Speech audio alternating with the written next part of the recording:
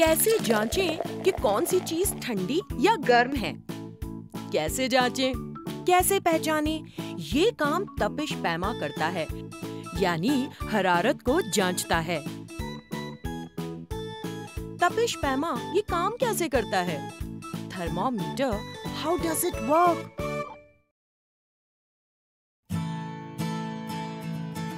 खेल खेल में सीखने का मजा ही कुछ और है।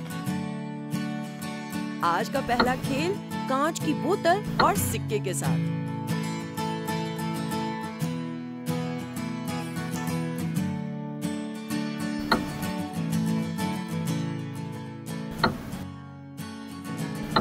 हमने पहले हाथ रगड़े, फिर उस बोतल पर रखे और सिक्का और उछलता रहा। सिक्का क्यों और कैसे उछला? इस रद्दे अमल का ताल्लुक तपिश से है। सबसे पहले हमने बोतल में ठंडा पानी डालकर बोतल को ठंडा किया, फिर उसी बोतल को खाली करके उस पर सिक्का रखा। क्योंकि अंदर की हवा ठंडी हो गई थी, इसलिए हवा के जर्रात सिमट गए। इसके बाद हमने हाथों को रगड़कर गरमाया और बोतल पर रखा, जिससे बोतल को तपिश मिली। तपिश से अंदर की हवा गर्म हो गई और उसके जर्रात फैलते हुए ऊपर उठने लगे। ऊपर उठती हुई हवा ने सिक्के को धक्का मारा तो वो उछलने लगा।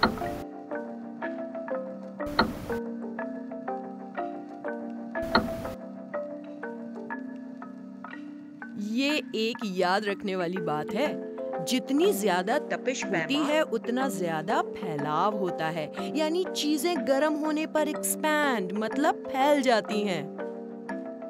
लेकिन ठंडी होने पर उसका उल्टा होता है, यानी जितनी कम तपिश होती है उतना ज्यादा सिकुड़ाव होता है, क्योंकि चीजें ठंडी होने पर कॉन्ट्रैक्ट यानी सिकुड़ जाती हैं। यही तपिश पैमा का उसूल है, यानी गर्म होने पर फैलना और ठंडा होने पर सिकुड़ना। अंग्रेजी में तपिश पैमा को थर्मामीटर कहते हैं। लफ्ज थर्मा थर्मल से बना है, जिसका मतलब तपिश है, और मीटर का मतलब नापने वाला। मुख्तलिफ चीजों की तपिश नापने के लिए मुख्तलिफ किस्म के तपिश पैमा होते हैं। हमें तपिश पैमा बनाने के लिए एक ढक्कन वाली कांच की बोतल दरकार है, जिसमें हमें एक सुराख करना है। इसके अलावा मशरूब नली, पानी, रंग या स्याही, प्लास्टिसन या गूंदा हुआ आटा भी मतलूब है। हम बनाएंगे तपिश पैमा। सबसे पहले बोतल में पानी डालकर इसमें रंग मिलाएं। उसके बाद ढक्कन के सुराख में मशरूब नली फिट करें। फिर प्लास्टिसन मशरूब नली के अतराफ लगाएं। याद रहे कि मशरूब नली बोतल के तल के करीब तक पहुंचनी चाहिए। इस तरह अब हमारा तपिश पैमा तैयार हो चुका है। हम इसको जांचेंगे। हमने एक थर्मोमीटर बनाया, हम धूप में लेकर गए तो उसका पानी ऊपर आया। मुशाहिदा कीजिए कि यहाँ धूप की तपिश से पानी मशरूब नली में ऊपर की जानिब चढ़ने लगा, क्योंकि यहाँ बाहर की गर्मी से बोतल और उसके अंदर का पानी गर्म होकर फैल गया था। इस तरह की कैफियत बोतल को गर्म पानी में रखने पर भी हासिल होती है। जब बोतल से तैयार करदा तपिश पैमा बर्फ पर रखा गया तो उसकी तपिश कम हो गई, जिससे पानी नीचे की जानिब उतरने लगा। मतलब ये कि तपिश ज्यादा हो तो पानी ऊपर और कम हो तो पानी नीचे होगा। हमारा ये तपिश पैमा तो खेल के तौर पर तैयार किया गया है। असल में काम आने वाले तपिश पैमा तो बड़ी एहतियात से बनाए जाते हैं, जो अंदाजा नहीं देते बल्कि सही और असल तपिश दिखाते हैं। यहाँ आप बच्चों के हाथों में लेबोरेटरी तपिश पैमा देख सकते हैं, जिनमें रंगीन स्पिरिट भरी हुई है। दरमियान में कांच की एक बारीक नली मौजूद है, जिसमें तपिश के मुताबिक लाल स्पिरिट चढ़ती और उतरती है। तपिश पैमा के मुख्तलिफ दर्जात के साथ मसावी फासलों पर जो लकीरें मौजूद हैं, वो तपिश के दर्जात हैं, जिनकी इकाई सेल्सियस या फ़ारेनहाइट होती है। ये दोनों इकाई तपिश की पैमाइश मालूम करने में काम आती हैं। जैसे इस तपिश पैमा में इस वक्त जहां दर्जे हरारत फ़ारेनहाइट में 100 डिग्री फ़ारेनहाइट है और वहीं सेल्सियस में 37.8 डिग्री सेल्सियस है। यानी एक ही तपिश की दो मुख्तलिफ इकाइयां। क्या हमारे चारों तरफ हर चीज की तपिश बराबर होती है? चलिए हम इसे तपिश पैमा से मालूम करते हैं। एक ही जगह पर मौजूद मुख्तलिफ चीजों की तपिश अलग अलग होती है। ये बात हमें तपिश पैमा से मालूम होती है कि कौन सी चीज कितनी ठंडी या गर्म है।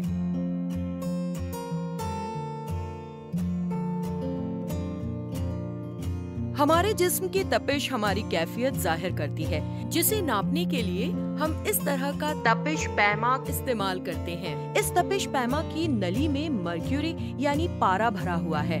ये वाहिद धात है जो माए की शक्ल में होती है।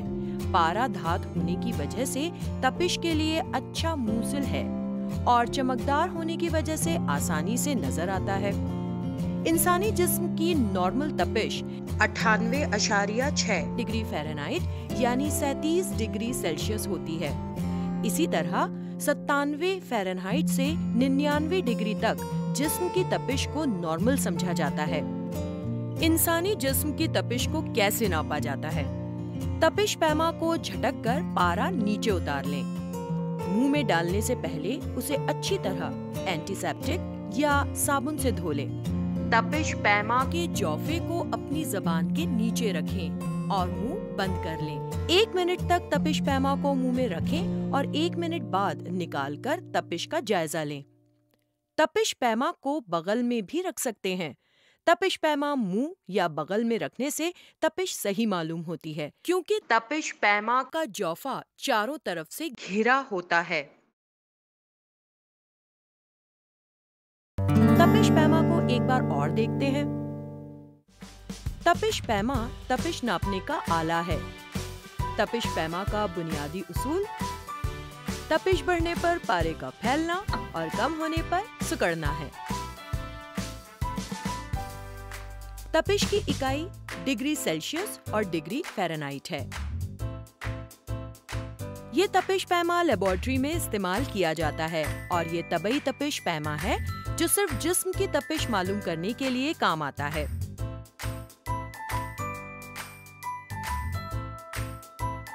इंसानी जिस्म की नॉर्मल तपिश 98.6 डिग्री फ़ारेनहाइट यानी 37 डिग्री सेल्सियस होती है। और अब आप बताइए, गर्म पानी में बोतल रखने पर इसके मुंह पर लगा गुब्बारा क्यों फूलने लगा? और अगर बर्फ वाले ठंडे पानी में बोतल रखें तो क्या होगा?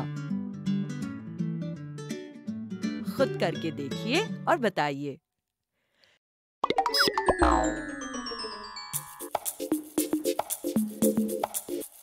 तपिश बढ़े तो रफ्तार बढ़े, जर्रात हो जाएंगे दूर। कम जगह में समा न पाए, फैले वो ऊपर उठ जाएं। ठंडा हो तो हो उल्टा, जर्रात आ जाएं पास। कम जगह में वो सिकुड़े, नली में वो नीचे उतरे। तपिश बढ़े तो पारा चढ़े, गिर जाए जब वो हो कम। उसूल वही है और यही सही है, गरम हो तो फैलाओ, ठंडा हो तो सिकुड़े।